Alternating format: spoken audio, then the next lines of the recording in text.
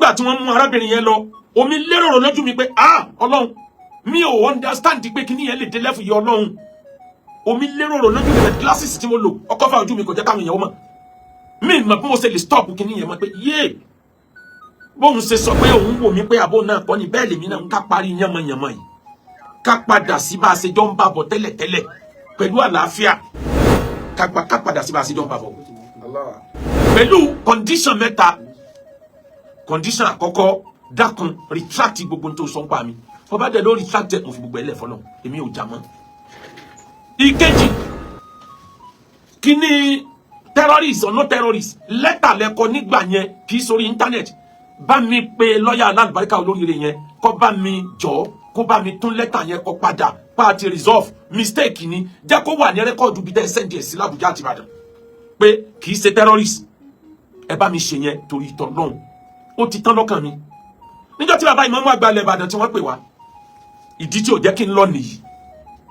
èmi àtàwọn tá a ti parí ìjà lórí ọ̀rọ̀ ẹ mọ́ bu àwọn àfáà wa mọ́ àwọn tó jẹ́ pé ńgbà tá ń bára wa jà wọ́n plan káwọn ọlọ́pàá arrest mi kán sì gbé mi lọ kóòtù kó lúwo ó sì dèrò bòmí àwọn èèyàn yìí náà tá a ti parí ìjà ní wá wà lọ́dọ̀ bàbá ìmáàmù pẹ̀lú mòpó lóríṣiríṣi kí ni mọ̀mọ́ tí wọ́n tún plan níbẹ̀ téèyàn wá sọ pé bàbá ìmáàmù pé kódà lóhùn ta ni mítì ní dá bàbá ìmáàmù lóhùn bet mo gbọ́dọ̀ rí i pé security mi pàtàkì sí mi ní ò jẹ́ kí n yọjú alẹ́ ọjọ́ yẹn mo sì padà dọ́dọ̀ bàbá ìmáàmù tí mo lọ ṣàlàyé fún mi pé ànàkùnrin lámì tó yọrí ń fi o ní tó fà á nìyí o mo padà dọ́dọ̀ bàbá ìmáàmù níjọ́ yẹn àwọn condition yẹn àkọ́kọ́ bá mi kọ lẹ́tà padà kémi náà ní kọ́pì lẹ́tà yẹn lọ́wọ́ àjàmọ́ báyìí àwọn èèyàn ń pè mí kò tọ́ra apology ẹ bá rí tí ń sọ wọ́nranwọ̀nran ni bọ́kùnrin bọ́kọ àtìyàwó bá jà tàbí tọkùnrin àtobìnrin bá jà ọkùnrin ni ó sọ pé I'm sorry lẹ́ẹ̀kan náà tí wọ́n bá ní kankan sójú bọ́ọ̀dù ọkùnrin ọkọ̀ lẹ́ẹ̀kan náà ni pé I'm sorry tó bá jóbìnrin ni obìnrin yóò sọ pé nígbà tó ṣe kíní kan nígbà tó forí gbà nígbà tó fẹsẹ̀ gbà at the end of the day ó lè ṣe sorry ó sì lè má ṣe sorry ẹ̀dá tá a dá máa wọ obìnrin nìyẹn èmi náà dẹ́ gbà bẹ́ẹ̀ torí ẹni mo nífẹ̀ẹ́ púpọ̀ ni àmọ́ kó bá mi kọ lẹ́tà yẹn ọ̀rọ̀ owó tí mo sọ mo fi Ọlọ́run búra èmi àti ẹ̀ mọ̀ pé bó ṣe rí nìyẹn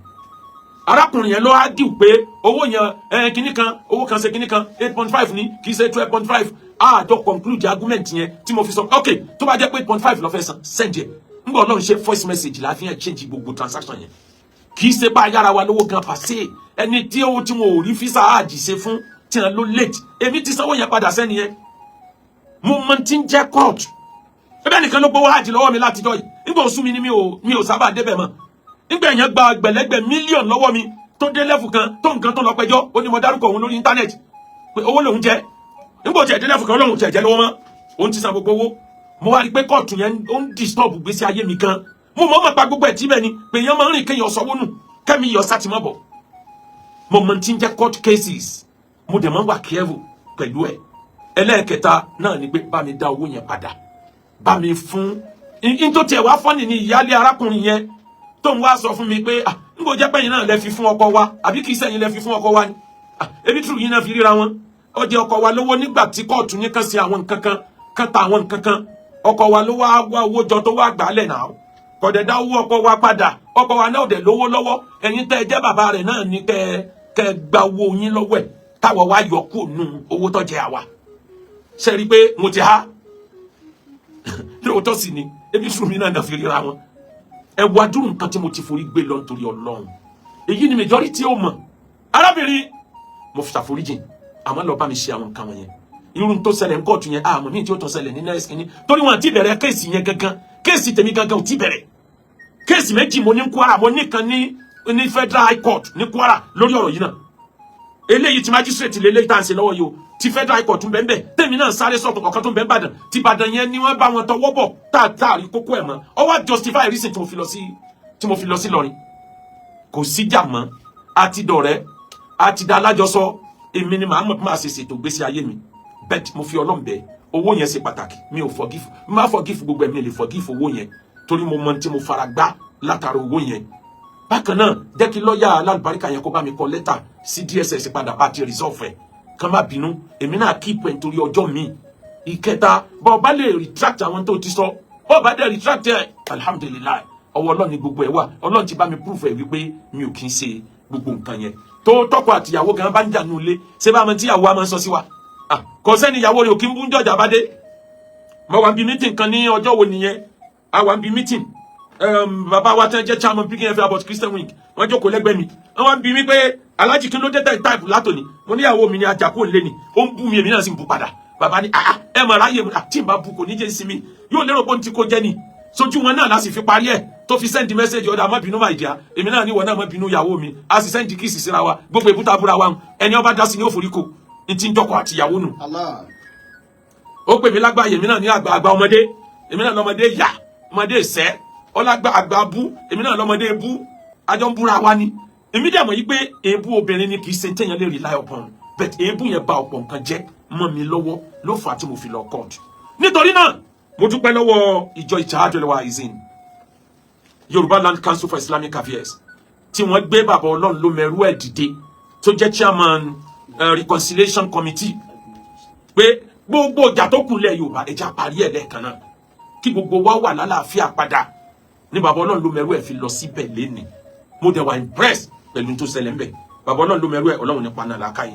àti gbogbo Ittihad látòkè délẹ̀ Ittihad Lagos State lábẹ́ Professor Paramọ́lẹ̀ t'Ọ̀yọ́ State lábẹ́ Dr. Atẹ́rẹ́ ti Èkìtì State lábẹ́ Professor Aminullah ti Ondo State lábẹ́ olólùfẹ́ mi bàbá Lágbàjì Abdurrafiu tá a bá ń pé bàbá Lágbàjì Abdurrafiu tó Ondo ni o ọ̀kan lọ́mọ gbogbo Ondo bàbá Lágbàjì ìlú Ondo Sheikh Abdurrafiu Ọlọ́run kó san yín lẹ́san dáadáa tàbẹ́kúta Ogun State Sheikh Alakiki ìwé ló tó kù Ọ̀ṣun State lábẹ́ bàbá wọn Ọlọ́run ló mẹ́rú ẹ̀ tí wọ́n lọ síbẹ̀ lénìí. Ìtàhádù ti pinnu pé á gbé gbogbo ìgbésẹ̀ bẹ̀tí gbogbo àwọn tí wọ́n ti bá mi sọ̀rọ̀ ẹrú Ọlọ́run kan bá mi sọ̀rọ̀ ó jẹ́ni tó súnmọ́ bàbá wa láàfin tòní dáadáa òun kan sọ fún mi pé ẹ lọ dákínní yìí nù kó dọ̀tí rẹ̀ yín lára ẹ lọ dánú ọ̀kan nú ẹni tí mo gbà pé ó fẹ́ mo gbà pé ntẹ́ni yẹn sọ kábíyèsí ló sọ torí wọ́n súnmọ́ra tó pọ̀ àtìgbà yẹn ìjẹta yẹn lèmi náà ti decide pé enough is enough. Bàbá Aláàfin mo dúpẹ́ lọ́wọ́ yín fún àṣẹ tẹ́ ẹ pa bàbá mi Olúbàdàn ilẹ̀ Ìbàdàn bàbá mi Ọba Hamidu Ajíbádé àwọn ni wọ́n pàṣẹ mo gbàgbọ́ pé bàbá Olúbàdàn ló pàṣẹ mo tẹ̀lé ntẹ́ wí bàbá mi Masud Akíntayọ̀ ní Báṣọ̀run bàbá tó fìdí mi kalẹ̀ sílùú Ìbàdàn nù bàbá mi Masud Akíntayọ̀ bàbá chairman mo dúpẹ́ lọ́wọ́ yín Ọlọ́run san yín lẹ́san dáadáa. PDP leader wa lọ́yọ̀ state Alhaji Ọlọ́pọ̀ èèyàn àwọn náà ní táwọn fẹ́ ní kálàáfíà òjọba Ọlọ́run san yín lẹ́san dáadáa. Bàbá mi dáadáa Justice Abbas wọ́n fi experience iṣẹ́ adájọ́ wọ́n fi bọ́ mi yó Justice Abbas Ọlọ́run ní padà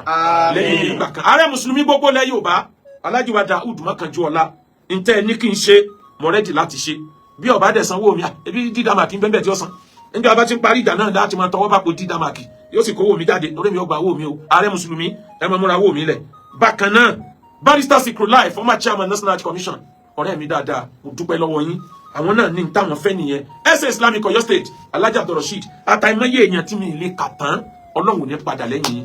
alájọ ọ̀kan lọ́mọ baba Malika gbogbo ọjọ́ tó lò láyé òní kan bànújẹ́ mo dá ọmọ gẹ́gẹ́ bí defense mi tí ń lè jẹ́ kọ́ta ọjà kù torí Ọlọ́run ní kọ́kàn wa ọmọ síra wa àmọ́ lọ́wọ́ yìí àwọn méjèèjì ti jọ decide pé enough is enough